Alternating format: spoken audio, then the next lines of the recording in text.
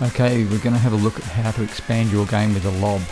Now I've got a really tough game here, Elias versus Cole. It's in the third game and it's the business end. So you've got to understand that these guys have already gone through the fast driving and the hard yakka work and all the rest of it. So now it's down to the business end, and this is where it really gets tough. So naturally there's going to be a fair few more, let's say, thoughtful shots rather than trying to just out hit your opponent and so on. So it gets into the attrition part of the game, and there's a fair bit to be learnt from this. So we'll go through this process and see how we go. Alright, so what we've got is we've got over here, we've got Elias on this side, we've got Cole on this side, and I'm putting a line on the screen for every lob. So there's the lob and there's the line which goes on showing you where the ball was struck from and where it hit on the front wall. So from here it'll be a harder hit, so that one won't register. And then this one will lift up, so that registers across there. So we've got front court for Elias, mid court for Elias, and back court. Over here is Cole's, front court, mid court, and back court. So it's a pretty cool rally because there's so much work being done in this rally, and it's really, really tough. You'll notice that they're often off balance, and they're structurally just trying to push each other around and not allow each other to actually get a dominant position on the court. And as I said, there's a fair bit to be learnt from this, and it's not about attacking all at the front of the court. There's so much attacking at the back of the court. It's just terrific, and it's about just pulling your opponent out of position relentlessly, and so it really is quite wonderful. You'll notice that the recovery and everything is really important. So once you play the lob, you need to recover to a position where you can actually cover everything else off. And we're going to take a look at the ratios of just how often players actually lob, and you can see them being very careful with their shots at this point in time, which I just noticed is there's no real risks being taken. They don't want to take risks. It's at the end of the third game, and so I think Elias is 9-6 up at this point. So no one wants to give up a rally and give up a point really easily because it's absolutely critical. So that's why it's careful squash, and this is where lobs come into it a little bit more with careful squash. So it's a wonderful thing. I think this was a pretty solid rally of about 61 hits or so. So it's quite amazing to see just how many times there's lobbed. Just have a look at the amount of arrows already on the screen at this point. So it really is quite amazing. And the amount of attrition and effort just in this single rally is really going to knock most players around. If you or I played one of these rallies, you'd need a break after it. Yet these guys just take their 15 seconds and then off they go again pretty much. And it's pretty phenomenal. The fitness required is just unreal, off the charts. So you need to train to be able to do all this sort of stuff and recover and do all this work as well. Alright, so let's have a little bit more of an in-depth look. Okay, so there was 61 hit rally, 26 of them were lobs. That's 26 shots of this rally were lobs, which is pretty phenomenal. It really is quite an amazing thing to have that many lobs played in a 61 hit rally. So really, really quite amazing. Okay, for Elias, 31 hits and 9 of them were lobs. So if you have a look at his ratio, you had front court lobs, mid court lobs, and back court lobs. You see, this is forehand and backhand, by the way. So most of the lobs happened at the back of the court. There was a few in the mid court. They can often be volleys as well. And he was really only dragged up the front backhand corner once, with one lob required from the front. Sorry, that's the front forehand corner, that one. So you see that was this one here, one lob across here. So you see most of these, they went straight. He tends to lob mostly straight down the wall, and he's got 1 or 2 lobs cross court just to change position with his opponent and so on as well. So a lot of this straight, and look how high they hit on the front wall. So they're really, really quite high. Everything's above this line here, the cut line. So he's really dragged them up there and given himself a lot of time, made court position, and really worked his opponent to make sure that he gets the front, and therefore he's looking to push him around and attack and so on. Alright, so if we look at Cole had 30 hits and 17 of them were lobs, would you believe? 17, that's a phenomenal amount of lobs in one rally.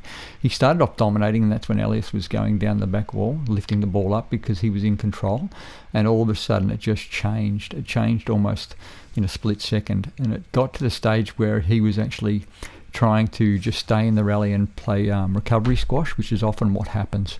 So if you're not in a position to be able to dominate or to really attack, or you really want to make sure that you don't lose a rally, you basically tend to defend a lot more. Now, a lot of these are cross-court lobs, if you notice, so less straight down the wall lobs and a lot more cross-court lobs. The amount of cross-court lobs from here, from backhand to forehand, is really quite interesting, because it shows you just how often he actually crosses the ball across to go and take the front position. What that does, if he crosses from backhand to forehand, he's going to push his opponent back this way, which means he's got a clear run to the tee. So he can walk from there straight up here and get to the tee. And that's the benefit of cross-court lobbing, if you like. So it's not a bad thing sometimes to cross-court, but you do have to clear the volley, and you need to make sure you make good court position when you do it. So we have a look at the numbers a little bit. And what happened is we had 4 from the front of the court, we had 3 from mid-court, a couple of those were volleys, and we had 10 from the back forehand court. So he's really pulled them out from here. Now, this is a great place to lob cross-court from, because you're going across to someone's backhand, which has less general venom and less chance to be really knocked around. Most people are not as good overhead on the backhand as they are overhead, or don't have as many options on the backhand as they do on the forehand. So that makes a massive difference. So 30 hits, 17 of them are lobs, or 17 times in one rally he found himself not 100% on balance to be able to really attack and dominate. A lot of these, some of them were attacking lobs as well, so it's not fair to say that it was all defense and whatever else, but there was a high amount of defense involved there. Okay, so now we're looking at outcomes for both players. So with outcomes for both players, we've got 5 shots, 5 lobs from the front of the court. So 5 lobs from up here. They're all these little starting positions here. We've got 6 mid-court lobs, and that's for both players there, and 15 from the back court. Now, the reason I show you this is simply to say that most people think about lobs, and they think about lobs at the front of the court. And they think, oh, I've got a good lob, it's really good, I've been practicing my lob a lot, it's fantastic from here and here. But the most important lob is the one from the back. So you got this one here with 10 in the forehand side and 5. So it's just the one that means that you can get out of trouble and swap positions with your opponent. And not enough practice is put into the one at the back of the court, so you really need to make sure that you spend the time and do the work and really work on lifting the ball up and changing positions. It takes all the stress off you. And it literally is, if the ball's really not far off the back wall and you need to use your wrist to go and get much of an angle on the ball, if you don't have a clean power hit down the ball, then you really need to start lifting the ball up and just swapping positions. And there's a target up here that you aim for to hit the side wall. So you hit this target up here, or this target up here, and that will actually help you. So if you're going straight, once again, you aim for this target just under the outer court line. And if you go cross court, you've got to go wide enough to clear the volley, so often you'll aim up over here, and it might bounce out in the middle and open up if you're not careful. And so that comes down to, we'll talk about playing lobs so they actually go up and then come down. If they come down on your opponent, it makes it so much more difficult to return, rather than the one which goes across and comes out into the middle of the court. But we'll talk a little bit more about that a little bit further down the track. Okay, so here's another little interesting one. We had 16 cross-court lobs and 10 straight lobs of the total 26. And this is for both players, so it's not one player. And it basically shows you that with the cross-court, as I said, it allows you to actually just swap positions and you don't have that interaction. So what happens if you lob from here and you have to get back, you've got to go around your opponent and get in front and cut around that way. But if you lob from the back and you go cross court, you merely just go straight back to the tee, while your opponent then makes a move back down towards this direction here. So when your opponent goes that way, you just take the tee. That's why cross-court lobs are really quite good. They allow you direct access to the tee, a straight line to the tee, and they make your opponent have to move away to give you the space in the tee, rather than you having to negotiate around them. So cross-courts tend to be a little bit more prevalent than the straight lob for that very, very reason. So of the 16 cross-courts, 8 were backhand and 8 were forehand. So that proves to you that it's not just one side that you go to. What generally will happen is that you'll get a lot more You can get a lot more forehand cross courts, but it also opens up that you've got more power on your forehand, so you can sometimes hard power cross court as well. But and you tend to get in trouble a little bit on the backhand. The backhand cross court lob is not as often. It doesn't happen as often, simply because you're going to someone's strength. Most players are strong around the centre of the court, around here. So the cross court lob, you really want to have a high lob and get really good at it, and it really matters just how much you put loop on the ball versus how flat you hit it. So once again, if you start hitting a flat ball that comes across here and stays down low, you're really opened up for a direct attack from a forehand volley. And so the difference between that and the high one, where it comes from here and you go up here and then it goes over and then comes down, gives you more time to get back into the rally, and it's harder to put away. You really got to put the pace on the ball for a short shot. It's a funny thing to say when you're going short, because you've got to use feel and put it in. So it's so much more difficult to actually play that one. So the backhand one you want to be extremely careful with. These guys are really, really capable, so they're not too concerned going. And it was a really cautious rally because it was the end of the game and there wasn't a lot of attacking to be had. So it was more a case of, let's say, making sure that everything went in, that you didn't make any mistakes more than anything else as well. So you have to read the play and read the time for all these sort of rallies. You don't just do this first rally in a match.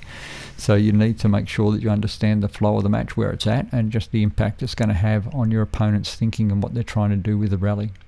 So it's quite fascinating. Okay, so of the straight lobs, we had 10 straight lobs totally played. 9 of them were backhand, 1 of them was forehand down the wall. And that's once again for the reason is the benefit of lobbing cross court is just so much greater than lobbing down the wall. You can keep the ball tight if you go down the wall, and you tend to drift it more if you play a lob down the wall. So you cut your racket underneath the ball and slide the ball down the wall. And backhand, naturally with your wrist, when you kick your wrist back, you'll slide it down the wall, and you're also hitting to someone's backhand side. High backhand is much harder than a high forehand to hit. And so therefore you'll see that's why there's 9 straight backhands down the wall, then only 1 straight forehand down the wall. And that forehand down the wall was a recovery shot moving backwards, which probably took out the angle to go cross court. So the option was down the wall, lift it up and go from there. So there's your 10 straight lobs that happened within this one rally, and 9 out of 10 of them were all straight down the backhand wall. Okay, so you should have a plan, and we're going to develop a good lob. So if you're off balance at all, or if you in a position where you have restricted power, you need to start to lift the ball up to make sure your opponent is going to so you've got more time to recover, and it makes it more difficult for your opponent. So you're putting the ball in difficult positions. You need to practice from all areas, mostly from the front and from the back. The back is really, really important, simply because the amount of times that you need to change positions will actually save you a serious amount of work. The amount of work on your legs and the effort to actually take that front position and take away your opponent's potential to go and hit winners. So that makes a massive difference. So it's the back one, get your legs down low, lift the ball up really high, and we need to strike high on the front wall, remember, with all those shots. So that's a critical component of it. You really got to lift it up. Then we need to make good court position after your lob to take away your opponent's shot options. So once you play the lob, you need to make sure that you cover the tee and even put pressure on them. So from there, it's a return back and cover the next one, or you'll find yourself in trouble. So you need to get back into a good court position really, really quickly by the time your opponent strikes a ball. You need to develop your front court lunge, because it's the front court lunge, this one here, that's going to save you. Look how much work, look, it's a solid amount of work. So you really need to go and make sure that you've got that. See, you can't even see the ball at the moment. That's how good it is. It's so high and it's so good. And it really, look at that, it's a wonderful lob. It puts a lot of work on, and there's the recovery lob off a fantastic court position from a lob. So you really need to make sure you do it. You need to build your wrist strength and control. So this just doesn't happen by itself. You don't just go, I'm going to hit the ball up high and it's going to be fantastic and I'll get really good at it. What happens is you need to make sure you've got the motion in your wrist and the strength in your wrist to do it. Keep away from the outer court lines. A high lob in the middle of the court. See these ones? That's not near the side wall, but it's up high. Once again, that one's over near the side wall, but generally out in the middle of the court, it stops it coming wide rather than, so Elias just played that shot from the middle of the court and it gives him a few options, although it wasn't the best option. and usually the higher the better. So if you lob high, you get more time, and it comes down on your opponent. But you cannot hit the back wall with your lob. When you lob, if you generally, it's very general by the way, because if you're really close to the front wall, you may hit under the cut line. But what you'll do is you'll always hit above the cut line. If you can generally practice with a lob and hit high on the front wall, then above that cut line generally is what you aim for that, and then it'll all start to come together for you. So you need to lift the ball up and make sure that it always stays as high as you possibly can. So there's a few things. Just understand that this is not a situation where you do this from the first game or the very first rally or whatever. You can generally do it, but you need to keep pace on the ball, and you need to put a bit of work into your opponent. If your opponent's not mobile, then you can start to do this, and it will really knock them around a little bit as well. So you can start to make sure that you push them down the back, but it's also very friendly on your body, so you're not doing a massive amount of work on your body yourself. But you do notice that you're going to have to get good at the overhead lobs to return them if this becomes a game where you both do it. Because while we look at this and we say the lobs are fantastic and they're awesome and they're really good, the second part of it is the volleys. You need to have a control out of your volley to be able to handle this sort of a rally as well. So if you promote this sort of gameplay, you need to have the second part of it as well, which is the volley component. See how safe he's playing to put that in? Just does not want to make a mistake. And there's a terrific lob, like lifted it right up, right back there. It goes from there, and it's in the back corner. It might just come out a little bit, but it's still in a pretty good position. Yeah, so there you go. Lobs are fantastic. They can be attacking as well as defensive.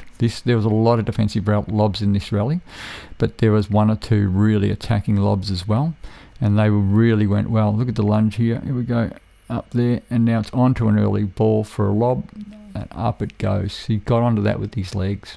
And so you see it's really good. The ability to get that back with quality is just a phenomenal ability. That's unreal. Such a good shot.